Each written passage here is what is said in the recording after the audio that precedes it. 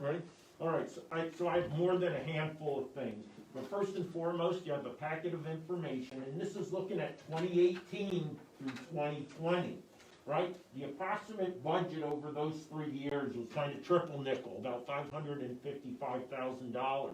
And you can see there on your list where the majority of that revenue came from to support that camping, the beach and gate fees, and importantly, the hotel tax, right? We get a disbursement from the hotel tax here in Carbon County of $150,000 a year.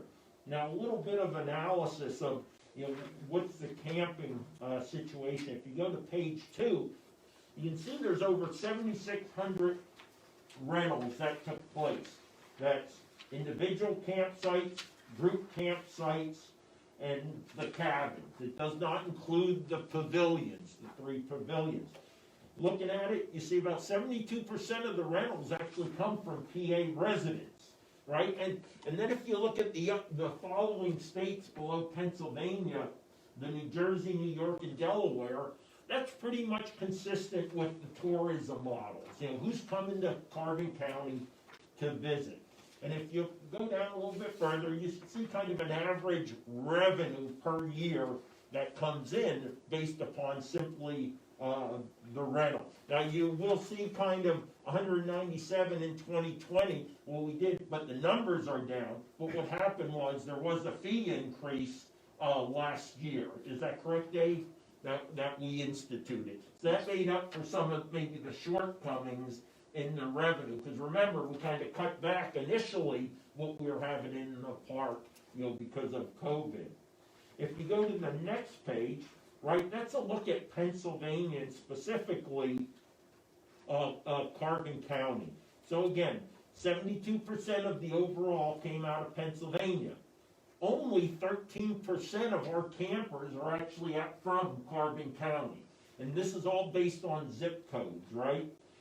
Now, Lehighton, Jim Thorpe, they take the bulk of those. There are a little over 50% of the individuals who use Mock Chunk Lake Park. Now, there's a couple of onesies and twosies that aren't on this chart right here. But that makes up the preponderance of individuals from Carbon County who are using a park. Remember that for the camping sites, this is over a 3-year period. You go to the next slide, and then you get a little bit of details of where people are camping. And Dave, is it correct, 104 individual sites, 4 group, and 15 cabin? Yes. Okay. All right. Yeah, I keep counting the numbers. It looks good, right? What was that breakdown again? 104? 104 individuals, 4 group sites, and then 15 cabins. Mm-hmm. Yeah. And those group sites are kind of unique because they're actually double sites. Right? They're actually 2 sites, like a C1 and a C2, is that correct? Well, the C group site C and D have 3 separate sites, right. And A and B have 5 separate sites. So they're almost like clusters. Yep, and then we also use them as like overflow sites for holiday weekends. And interesting as you look at the data, and you can interpret it any way you want. Carbon County residents tend to prefer the cabins for some crazy reason, And then lastly, on the last page, you kind of have a look at family and individual beach swim memberships. I didn't break this down by the number of people. If someone had just queried me and said, hey, what does it look like when it comes to memberships for going to the beach and stuff like that? So just looking at it dollars there. And what's the so what about all this? Was we continue to look at balancing the budget and ensure the park is taking in revenue. You got to know where to look, where you could potentially squeeze out a few more dollars, and who you want to get a few more dollars out of. And I know Dave's going to talk about another area in which we're raising revenue this year. I will say in regards to revenue, I spoke to Carbon Chamber and Economic Development Corporation, who handles our hotel tax distribution, and I am advocating for another $50,000. Now, Marlon Kistner is also, who's at the CCEDC, going up the Pocono Mountain Visitors Bureau. There's this, the hotel taxes work through PMVB, and CCEDC. So I am advocating for about another $50,000 in the budget. This year's budget is just over $700,000, which is on the books right now, and we'll see how that plays out. So again, that's a snapshot of analysis. After this summer, bear in mind, we are going, for beach access and swimming, we are going to credit card, right? We're moving away as much as possible from cash. That's gonna provide us the data to start looking at, where are the people coming from who are using the beach? We know anecdotally, the majority of them are coming from outside of Carbon County, right? You can go there anytime and get that sense. But again, we want the data to show that, and then again, start looking at the revenue generation. What is a fair price for the beach access? We did increase out of county rates last summer. I think we went to 10 and 7, something like that is where we went. There's no plan, at least from the commissioners, to want to continue to increase prices beyond what they are now. But again, as there's financial pressures on the part, we got to be looking out, how you maximize dollars. It may be raising prices by camping area. We know we're the highest usage. All the sites along the lake and those couple cabins that are right around the hook there also. So in the future, may need to look at, well, it's not simply you're paying, $10 or whatever it is for a campsite. It might be based upon location, a premium location and stuff like that. Again, just things to have in our mind as financial challenges, pop up from here or there. Keep in mind, we have just over 100 days till opening day, right? Memorial Day is the 31st this year. You open up formally on Saturday, correct? But Friday kind of folks can start rolling in for camping and stuff like that. And as I know Tom and Dave, I think everyone knows, we always have a problem with lifeguards. You had one call already on someone. So again, we would ask your help in advocating and reaching out to folks who might have an interest in, being a lifeguard out here at Mock Chunk Lake Park. Dave, as he did last year, will be kind of turning every stone over to find opportunities to get them the training they need if they're not already certified. For the guys just coming on to the commission, understand that we do reimburse lifeguards for the training and certifications. That's something we started last year. They're gonna have to pay it up front, but then we go ahead and take care of that. Correct? So again, I'm gonna ask your help. Is there anybody repeating this year, coming back from last year? Yeah, as far as I know, yeah, they're all interested in returning, yeah. There used to be the board members who would be on the board to appoint people. We used to have a lot of people wanting the job back in the day, but how many do we need total? We're looking to fill, I believe, 6 positions. Oh, okay, all right. Yeah. Maybe we can reach out to Northern Lehigh, I see their pool's closed, maybe we can get some. Yeah, someone.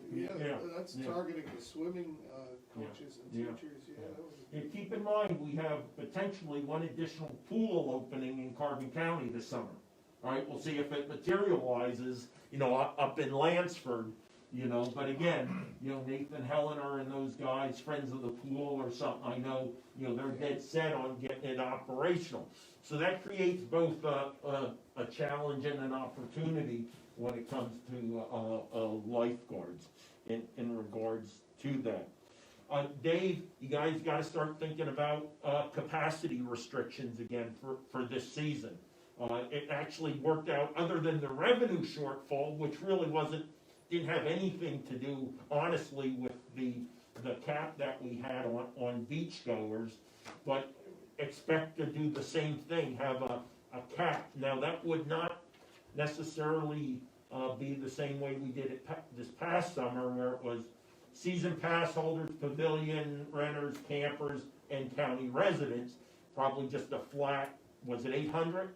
I believe it was 400 for when it was the yellow phase, Right. and I think it might have been 600 for the 600. green phase. Yeah, So, yeah.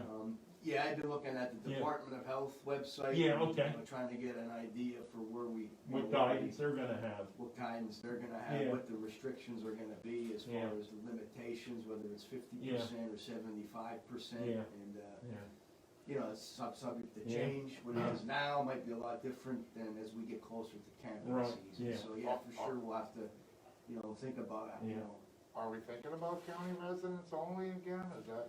Well, I'll tell you what, with county resident, quote unquote county residents only, because other than just in the red phase for a couple weeks, we were never just county residents, right? Because we always included campers, and. pavilion renters and stuff like that. So I try to break that myth, so people don't think we're being exclusive, and not. But what I had asked Dave to think about is, we would like to have the commission consider and look into over the next 2 months, a county resident day.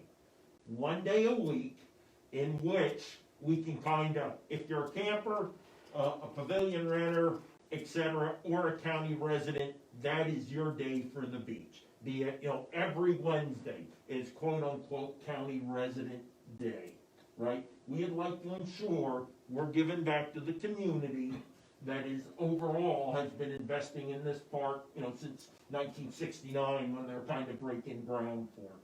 So we would ask the commission to look them out. Does it make sense that we could have a Carbon County day? Again, you gotta balance revenue generation, right? So, it may be the low income day when it comes to beach and gate access and stuff like that. But we would ask to consider that. But there is no plan to limit to county residents only this year. But we do see a need, let's give back to our local community and get them excited about Mock Chunk Lake Park. Are you saying that would be a free day for the residents? We would ask the recommendation of the commission. If it were me, tell you what, on that day, I'd let county residents in free. That's just me. Again, I look at the revenue models though, because again, Right. you wanna stay as close to your budget as possible, Yeah.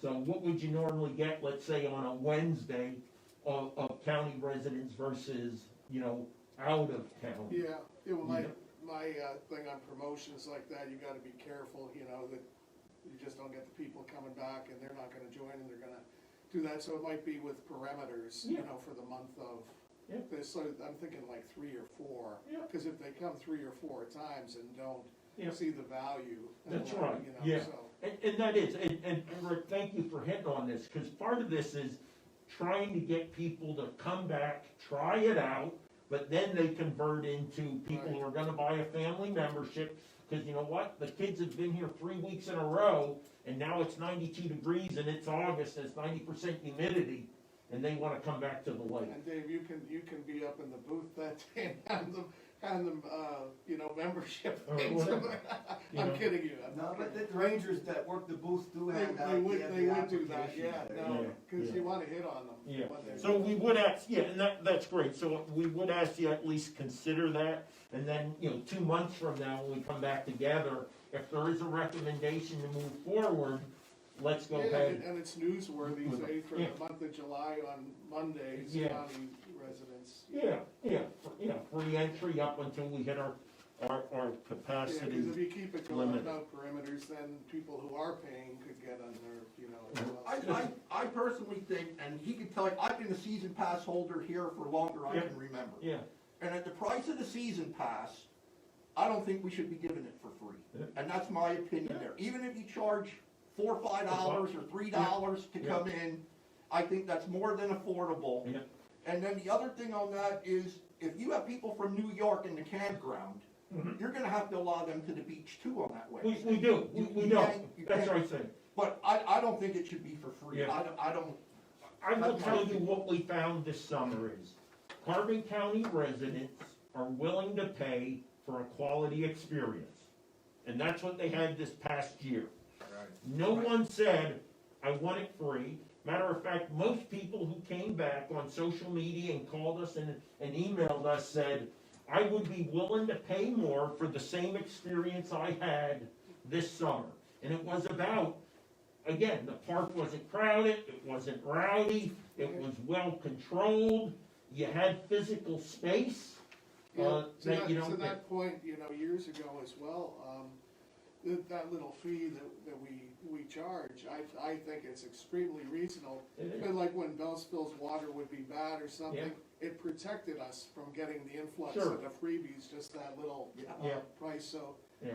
No, that's, I would say, again, and I agree, it's a steal, but it would be, if we did that, I would favor maybe a promotion or once, twice, no more than 3 times. Now, again, that's up to you Yeah. guys to make a recommendation, if any, to us. And that's coming in the future, so. Yeah, so tied to that are activities, right? We're trying to create a psychological, a social relationship between Carbon County residents and Mock Chunk Lake Park.